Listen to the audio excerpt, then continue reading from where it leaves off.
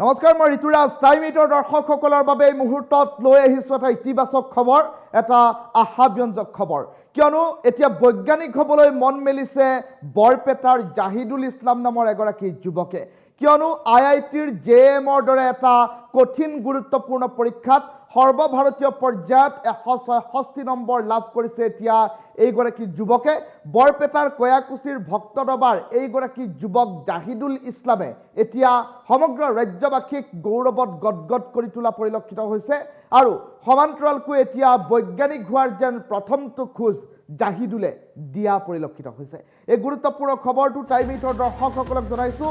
বৈজ্ঞানিক হ'ব বৰপেটাৰ ভক্তৰ দবাৰ জাহিদুল ইছলাম। বৰপেটাৰ জাহিদুল ইছলামে ৰমজান মাহতেই ৰাজ্যলৈ কঢ়িয়াই আনিছে গৌৰৱ।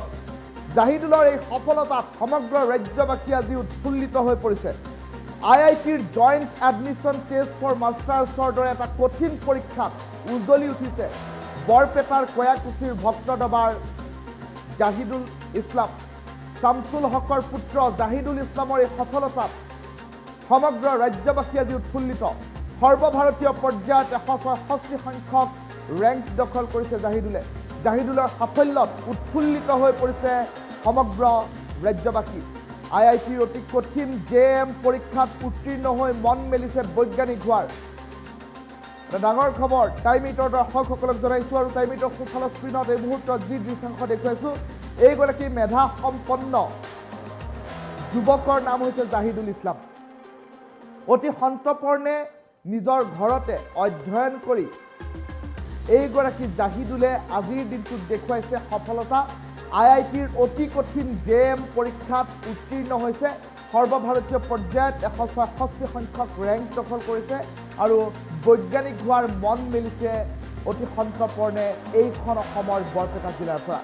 এইখন অসমৰ বৰপেটাৰ কয়াকুছিৰ ভক্তদবাৰ পৰা এইগৰাকী জাহিদুল ইছলাম এতিয়া হ'ব বৈজ্ঞানিক। সৰ্বভাৰতীয় পৰ্যায়ত 166 সংখ্যক স্থান লাভ কৰিছে জাহিদুল নামৰ এইগৰাকী মেধা সম্পন্ন যুৱকে। আৰু এইগৰাকী মেধা সম্পন্ন যুৱকৰ এই সফলতাত সমগ্ৰ ৰাজ্যবাসী এতিয়া উৎফুল্লিত হৈ পৰিছে। আৰু সমান্তৰালকৈ দেখিবলৈ পোৱা গৈছে চলি আছে ইছলাম ধৰ্মাৱলম্বী লোকসকলৰ ৰমজান মাহ। আৰু ৰমজান মাহত ইয়াতকৈ হয়তো আনন্দৰ কথা বৰপেটাবাসীৰ বাবে, সমগ্ৰ ৰাজ্যবাসীৰ বাবে অন্য একোৱেই হ'ব নোৱাৰে। কিয়নো বৰপেটাৰ কয়াকুছিৰ অসম সন্তান ভক্তৰ দবাৰ এইগৰাকী জাহিদুল ইছলাম হ'ব বৈজ্ঞানিক। কিয়নো সৰ্বভাৰতীয় পৰ্যায়ৰ JEM পৰীক্ষাত এতিয়া 166 সংখ্যক ৰেংক দখল কৰি জাহিদুলে এতিয়া কৰি দেখুৱাইছে আনে সহজে কৰিব নোৱাৰা কেতবোৰ কাম। বৈজ্ঞানিক হ'ব বৰপেটাৰ ভক্তদবাৰ জাহিদুল ইছলাম। ৰমজান মাহতে অসমলৈ গৌৰৱ কঢ়িয়াই আনিলে বৰপেটাৰ সুসন্তান জাহিদুল ইছলামে। আৰু আপুনিও এইগৰাকী অসমৰ সুসন্তানক জনাব পাৰিব মন্তব্যত অভিনন্দন জ্ঞাপন কৰিব পাৰিব। এই মুহূৰ্তত টাইম এইটৰ দৰ্শকসকলে টাইম এইটৰ কমেণ্ট ছেকশ্যনত বিভিন্ন প্ৰান্তৰ পৰা জাহিদুলক শুভেচ্ছাৰে উপচাই পেলাইছে। আৰু সমান্তৰালকৈ দেখিবলৈ পোৱা গৈছে বৈজ্ঞানিক হ'বলৈ এতিয়া মন মেলিছে জাহিদুল ইছলাম নামৰ এইগৰাকী মেধা সম্পন্ন ব্যক্তিয়ে। বিভিন্ন প্ৰান্তৰ পৰা ইতিমধ্যে জাহিদুল ইছলামক শুভেচ্ছাৰে উপচাই পেলোৱা পৰিলক্ষিত হৈছে। ইয়াছিন আলীয়ে মন্তব্য প্ৰকাশ কৰিছে কংগ্ৰেচুলেশ্যনছ বুলি উল্লেখ কৰিছে। কাৰিমুল খানে মন্তব্য প্ৰকাশ কৰিছে গুড বুলি মন্তব্য প্ৰকাশ কৰিছে। আৰু বিভিন্ন প্ৰান্তৰ পৰা বহু লোকে ইতিমধ্যে শুভেচ্ছাৰে উপচাই পেলাইছে। কিয়নো IITৰ অতি কঠিন JEM পৰীক্ষাত উত্তীৰ্ণ হোৱাটো ইমান সহজ বিষয় নহয়। আৰু তেনে পৰিপ্ৰেক্ষিতত এতিয়া এইগৰাকী বৰপেটাৰ কয়াকুছিৰ ভক্তদবাৰ অসম সন্তান জাহিদুল ইছলামে IITৰ joint admission test for masters পৰীক্ষাত সৰ্বভাৰতীয় পৰ্যায়ত 166 সংখ্যক ৰেংক দখল কৰিছে আৰু বৈজ্ঞানিক হোৱাৰ মন মেলিছে এইগৰাকী জাহিদুলে। জাহিদুলৰ মন্তব্য আছে, পিতৃ মাতৃৰ মন্তব্য আছে, একাধিক্ৰমে মন্তব্যসমূহ শুনাই গৈছে। প্ৰথমতে মই নমস্কাৰ জনাইছোঁ। বহুত ভাল লাগিছে।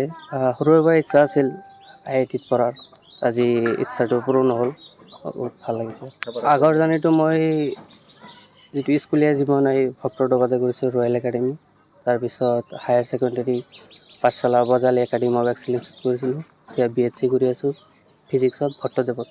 আগন্তুক দিনত এতিয়া মই IITত এডমিশ্যন লোৱাৰ পিছত মোৰ ৰিচাৰ্চত ইণ্টাৰেষ্ট, ফিজিক্সৰ ওপৰত মোৰ চাইণ্টিষ্ট হোৱাৰ ইচ্ছা। এই ক্ষেত্ৰত মই আগুৱাই যাম বুলি ভাবিছোঁ। আৰু ফৰেনত PhD কৰিম।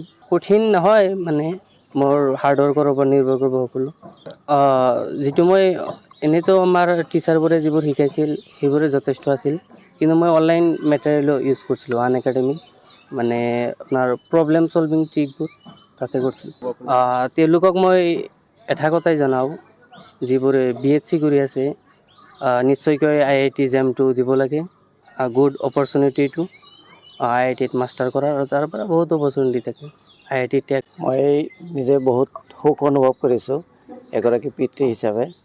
তো এই ভিতৰৰ অঞ্চলৰ পৰা মোৰ ল'ৰাই ইমান এটা ভাল ৰিজাল্ট কৰিছে, তো IIT নিচিনা ইমান ভাল ইনষ্টিটিউটত পঢ়াৰ যে সুযোগ পাইছে তাৰ কাৰণে মই খুবেই উৎফুল্লিত, খুবেই সুখী। হয়, সৰুৰ পৰাই মোৰ নিজৰ ডিউটি কৰাৰ লগে লগে তো ল'ৰা ছোৱালীহালৰ লগত যিখিনি সময় দিব লাগে তেওঁলোকৰ ষ্টাডি আগুৱাই নিয়াৰ ক্ষেত্ৰত, ক'বলৈ গ'লে অ আ ক খ শিকোৱাৰ পৰাই মই তেখেতসকলৰ লগত আছোঁ, আৰু আজিৰ ডেটকলৈকে ল'ৰা ছোৱালী কি পঢ়ি আছে কি পঢ়া নাই এই খবৰটো কিন্তু মই সদায় কৰি আছোঁ। তো মই এটা কথাই ক'ব বিচাৰোঁ বিশেষকৈ গাৰ্জেনসকলক, তো ল'ৰা ছোৱালীয়ে কি পঢ়িব কি নপঢ়িব সেই ক্ষেত্ৰত আমি অভিভাৱকসকলে আমাৰ সিদ্ধান্তটোক জাপি দিব নালাগে।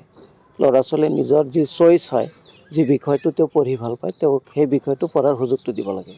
আমি অত্যন্ত গৌৰৱ বোধ কৰিছোঁ, কাৰণ বৃহত্তৰ কয়াকুছি অঞ্চলৰ কাৰণে, ভক্তদ্বীপ অঞ্চলৰ কাৰণে জাহিদুলে বৰপেটা জিলাৰ ভিতৰতে একমাত্ৰ IITian হ'ব, এই কথাটো খবৰ পায়ে গৌৰৱ বোধ কৰিছোঁ। আৰু যিখিনি জানো মই ব্যক্তিগতভাৱে এই পৰিয়ালৰ লগত মোৰ এটা সম্পৰ্ক আছে।